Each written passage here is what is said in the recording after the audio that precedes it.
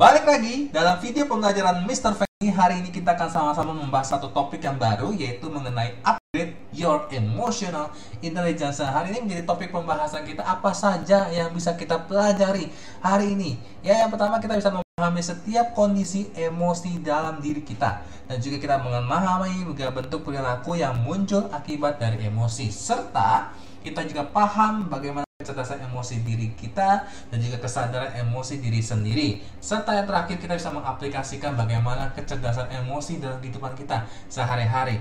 Banyak quotes-quotes yang muncul gitu ya, apabila kita bisa bersyukur ya, bisa tersenyum, itu engkau sangat-sangat terberkati. Kenapa? Karena sebagian besar dari manusia bisa melakukannya, tetapi kebanyakan orang tidak mau melakukan hal ini, yaitu tersenyum dan juga bersyukur ya.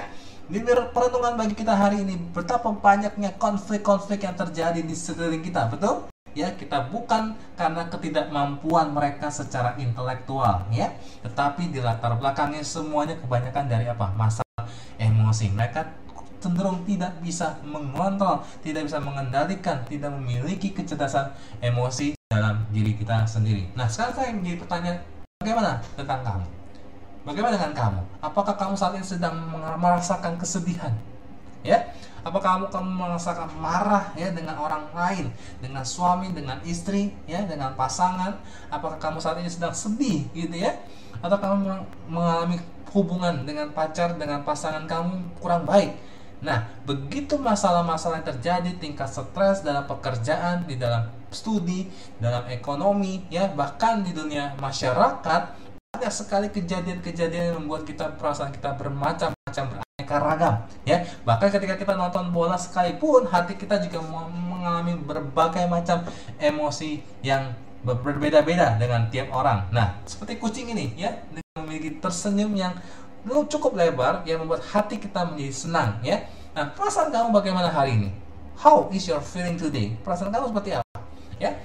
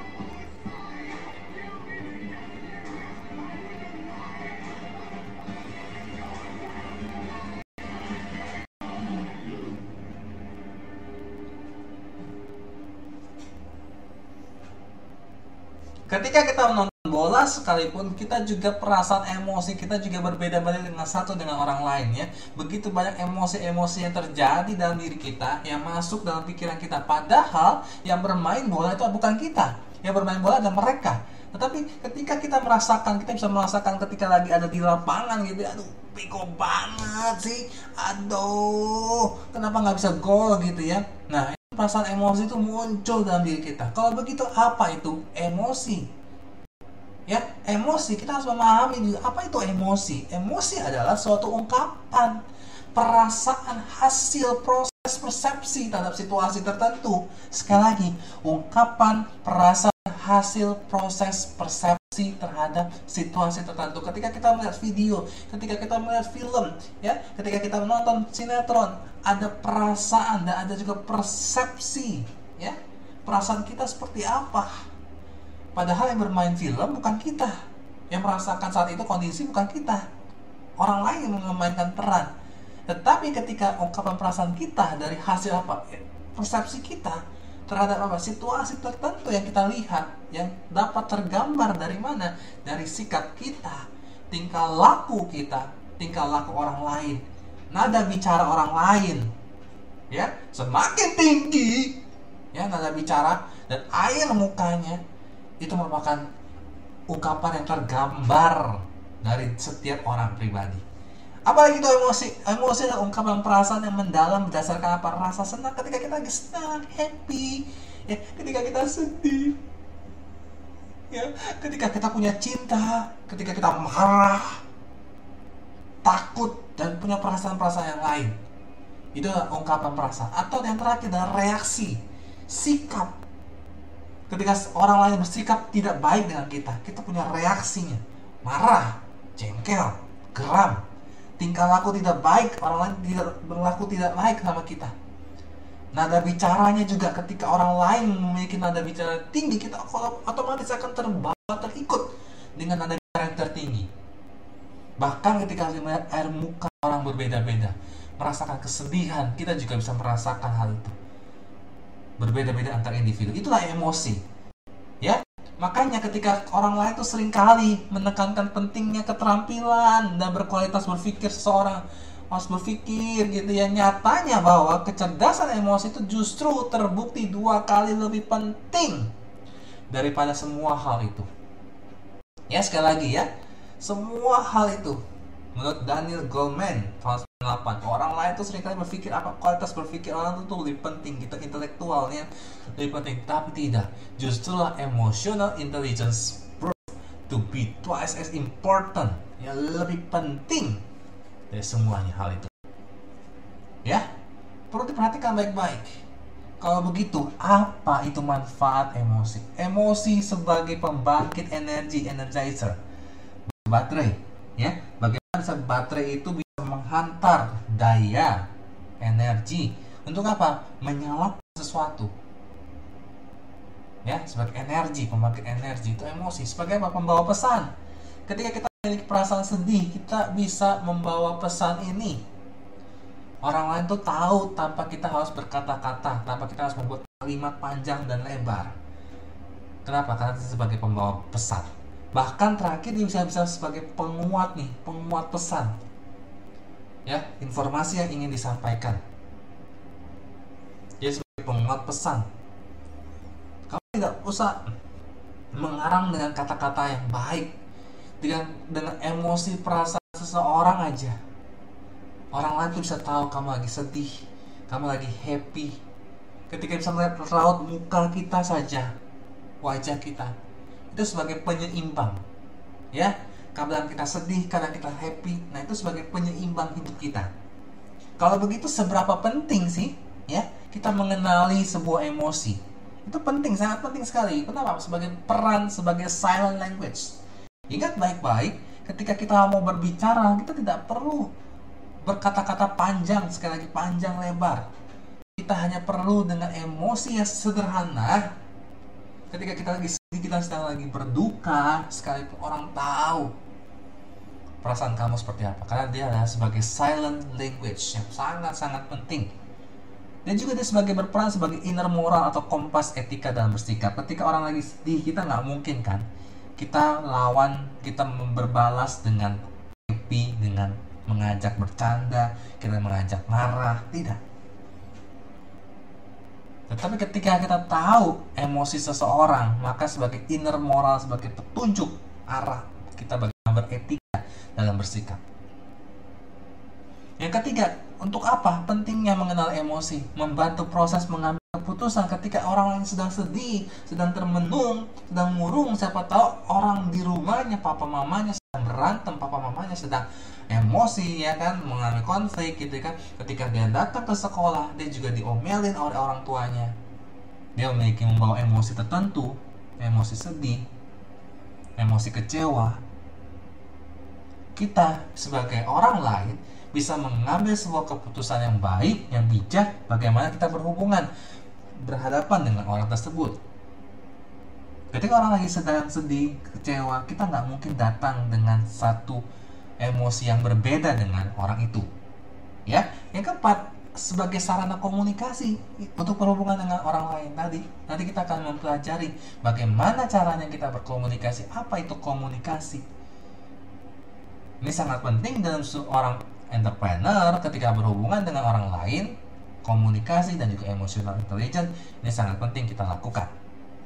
Dan yang terakhir, kita memungkinkan inner self, kita berbicara kepada diri kita maupun juga kepada orang lain, mengatakan apa yang sesungguhnya kita butuhkan tanpa, ya, ketika kita tahu kita kondisi ekonominya sedang mengalami kesulitan, kamu sudah membawa sebuah emosi, ya, tahu apa yang dikatakan sesungguhnya dalam diri kamu sendiri.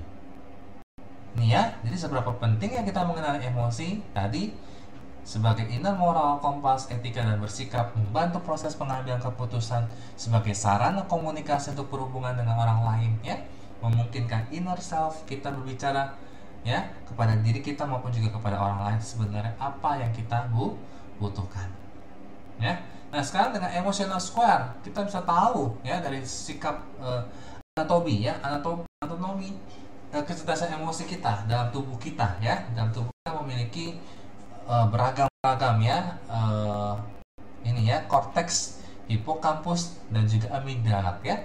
Nah, kita lihat dulu dari sikap dari korteks. Jadi ketika korteks dan mata gitu ya memberikan makna apa yang kita serap dari penglihatan, ya, mengatur fungsi penglihatan, memori jangka panjang, ya. Ya, jadi ketika bagian ini membuat kita memiliki perasaan akan perasaan diri kita sendiri, kita juga bisa memahami dan juga kita bisa menganalisis, ya, mengapa punya perasaan itu. Jadi dari tanda satu ini gitu ya, memberikan makna yang kita serap dari mata, penglihatan, mengatur fungsi penglihatan, memori jangka panjang, ya, mengenali, menganalisis, memahami, ya, mengapa punya perasaan tertentu, kenapa, ya, masuklah ke hipokampus, ya.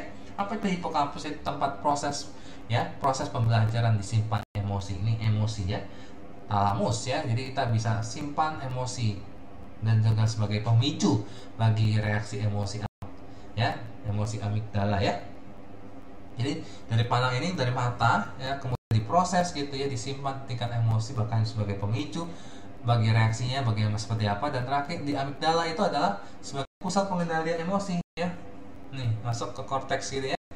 Ini korteks, ya kan, dari mata masuk ke korteks kemudian ke amigdala, ya. Pusat pengendalian emosi, pemicu reaksi. Makanya ketika kita melihat sesuatu, kita merasa sedih, kita bisa nangis sendiri. Ya, ketika kita nonton film, ya kan, kita bisa emosi sendiri, kita bisa senang sendiri, tawa sendiri, ya kan. Nah, kita bisa sedih sendiri, kita bisa nangis sendiri, ya, karena itu ada prosesnya dari anatomi tubuh gitu ya. Dari apa yang kita bisa lihat kemudian kita serap, ya, maknanya apa, intinya ketika orang lagi mesti pikiran otak kita tuh langsung bekerja, ya, kita bisa langsung merasakan gitu ya, disimpan emosi-emosi yang ada tuh, teman-teman kita disimpan semua emosi-emosinya, bahkan di situ bisa berinteraksi, ya, pemicunya apa, reaksi emosinya akan terjadi seperti apa sih, maka itu akan langsung muncul keluar. Ketika orang lagi punya nada tinggi, nada suara tinggi, maka kita akan memicu nada suara yang tinggi, ya, seperti itu. Oke, kita lihat sebentar, ya.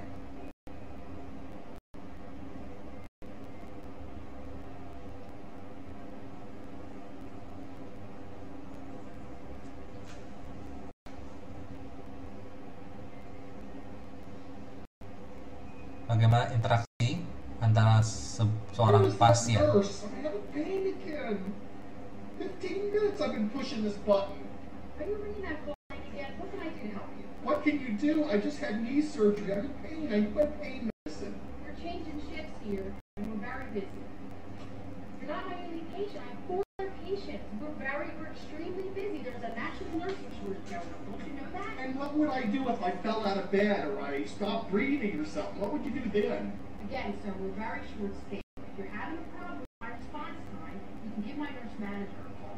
Maybe when you're out, you can tell her how short we are and how busy we are. Maybe she can throw on a pair of scrubs herself and come in down here and help us. So when am I going to get my pain medicine? Whenever I get a chance. And if you keep on me and ringing your bell, it's going to take me longer. All right.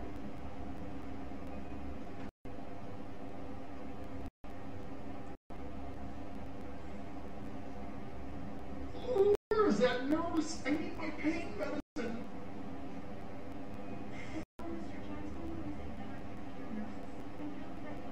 I just had knee surgery. I need my pain medicine. It's been a long time.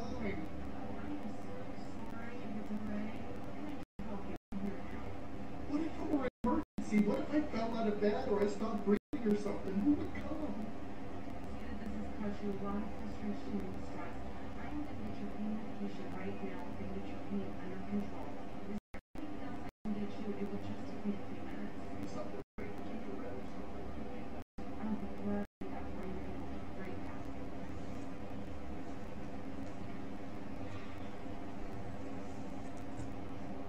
Lihat perbedaan antara interaksi dari pasien dengan suster gitu ya, ketika dia meminta obat untuk menghilangkan rasa sakitnya ya, ketika dengan balasan yang diterima oleh pasien mengalami emosi tingkat tinggi. Dan yang kedua, interaksi dengan dokternya juga berbeda gitu ya. Dari ketika latihan itu, interaksi itu berbeda, mengalami apa namanya ya, terjadi ketika direspon sesuatu ya dengan baik, maka dia akan meresponnya dengan baik. Kalau diresponnya tidak baik, maka juga akan diresponnya dengan tidak baik. Makanya kita perlu namanya kecerdasan emosional ya.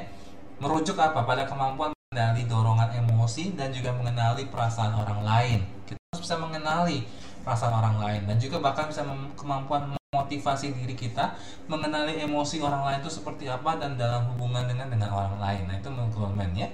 Nah, menurut Joshua Iwan mengatakan bahwa kemampuan yang dimiliki seseorang menyadari muncul perasaan dalam diri atau dalam diri orang lain, kemudian secara sadar memilih tindakan untuk mengakomodasi perasaan tersebut. Jadi secara sadar memilih tindakan untuk mengakomodasi perasaan-perasaan tersebut. Kalau begitu fungsi dari kecerdasan emosi seperti apa? Yang pertama adalah membantu kecerdasan intelektual dalam memecahkan masalah-masalah penting di dalam mengambil keputusan. Jadi setiap ada keputusan ketika orang lain lagi sedang marah, sedang emosi, kita harus tahu kapan waktu yang tepat kita datang kepada orang itu gitu ya. Kapan waktu tepat kita harus minta maaf, kapan waktu tepat kita harus melihat ya dengan jarak bagaimana, tidak tepat nih ketika orang lain mengalami emosi. Nah, kita fungsi dari kecerdasan emosi itu bekerja ya. Kemudian keterampilan apa saja sih yang dibutuhkan? Yang pertama, keterampilan yang dibutuhkan adalah keterampilan personal ya. Apa saja sih keterampilan personal? Yang pertama adalah mengenali diri kita. Kita harus tahu dulu self awareness kita. Siapa diri kita ya? Apa profesi kita? Siapa diri kita ya? Kemudian kita bisa mengelola emosi. Kita harus mampu mengelola emosi, memanaging emosional, dan juga yang terakhir kita bisa mampu motivasi diri kita ya. Yang terakhir kita harus punya kecakapan apa? Intrapersonal ya, yaitu berempati. Apa waktunya tepat empati kita tahu, dan juga bisa bagaimana kita menjaga relasi suatu hubungan, healthy relationship-nya itu sangat penting diketahui ya. Kalau gitu kita harus tahu nih seberapa besar tingkat emosional intelligence kita yang kita miliki.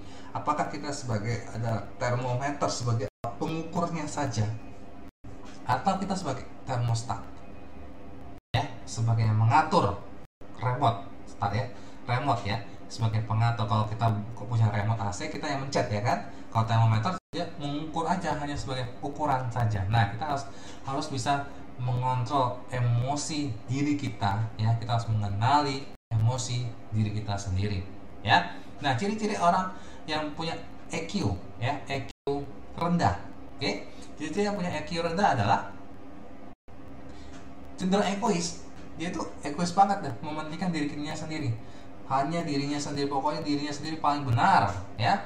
Dia juga pendengar intelek, belum ngomong panjang, belum selesai nih ngomongnya orang lain dia sudah potong ya. Senang berdebat, oh nggak bisa, sorry gua nggak kayak begitu, lu salah ya. Nah itu senang berdebat, hanya menginterupsi ya. Memiliki tabungan emosi yang negatif. Nah ini dia ya, tabungan emosi yang negatif itu justru memendam perasaan negatif baik ke diri sendiri maupun juga orang lain. Jadi dia hanya memendam perasaan negatif, pikirannya semua negatif tentang diri sendiri maupun juga tentang orang lain. Dia cenderung mendekati masalah ya dengan pikiran, hanya dengan intuisi saja ya, berlindung di balik aturan.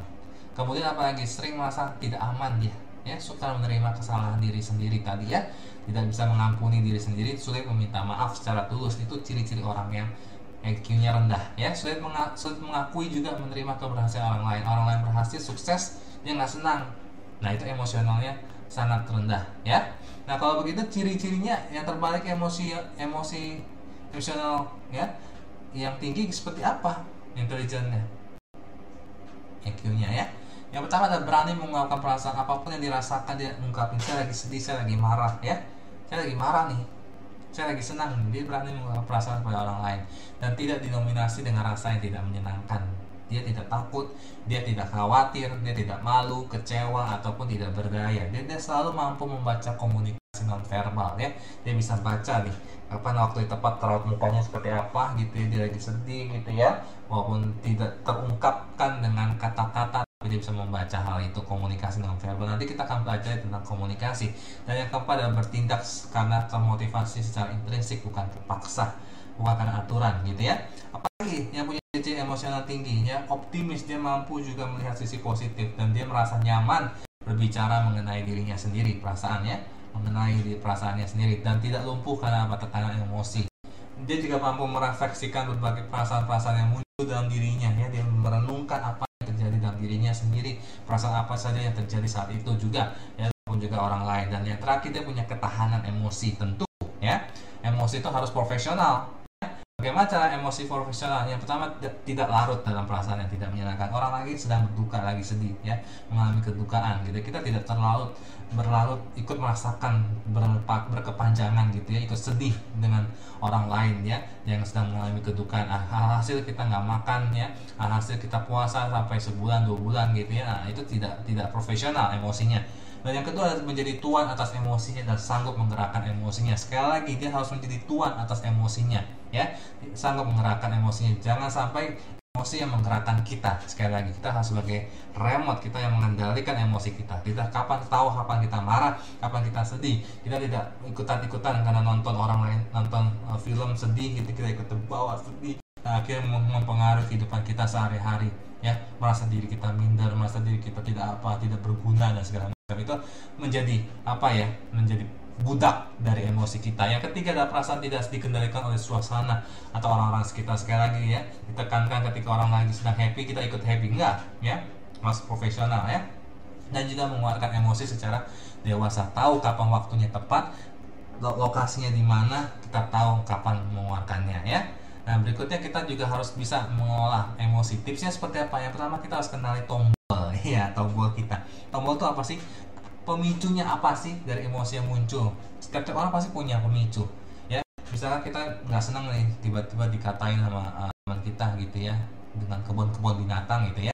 Nah itu ada pemicunya, itu tombolnya gitu ya. Ketika kita disentuh, misalkan tepok gitu ya, dipukul tangannya, nah itu tombol, itu pemicu emosi yang muncul. Tiap-tiap orang punya berbeda-beda. Nah kita juga harus tahu kenali ancaman umumnya blong gitu ya. Apa itu blong? Itu bad mood, B-nya blong, B bad mood ya. Kapan kita orang-orang lagi bad mood gitu ya, itu bisa memicu emosi ya, bad mood. Lapar, L-nya lapar ya. Lapar, ketika kita lapar dari pagi sampai sore belum makan, sampai malam belum makan, nah itu bisa memicu ya tingkat emosi. Overload, ketika kita lagi sibuk-sibuknya ya, capek ya kan, nah itu bisa memicu emosi, kita bisa marah gitu ya. Ngantuk ya, ketika kita lagi capek, kurang tidur, nah itu juga bisa mengalami tingkat emosi. Jadi kalau misalkan kamu lihat bayi atau anak kecil, ketika dia kurang tidur, ngantuk, dia akan emosi, dia akan teriak-teriak sendiri gitu ya. Nah itu ancaman bagaimana mengelola emosi. Yang ketiga, minta feedback ya. Minta feedback gimana sih, apa yang kamu rasakan dari diri saya ya. Tulis perasaan kamu. Banyak orang yang bisa menulis di buku diary ya, buku hariannya. Silakan tulis emosi, saya hari ini senang, saya hari ini sedih, saya hari ini kecewa banget sama seseorang. Nah, tulis perasaan apa yang muncul. Cek self talk yang dilakukan apa saja yang bisa berpengaruh sama diri kamu.